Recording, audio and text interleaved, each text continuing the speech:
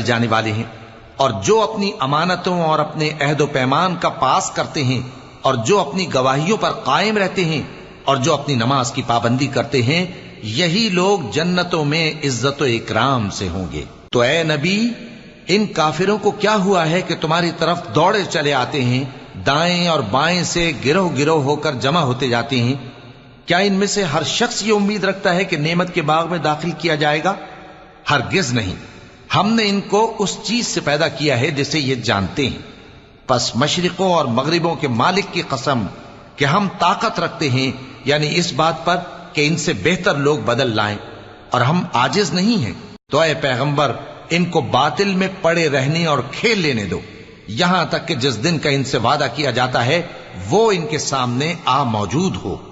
उस दिन ये कब्रों से निकलकर इस तरह दौड़ेंगे जैसे किसी मुकाबले के निशान की तरफ दौड़े जा रही हों।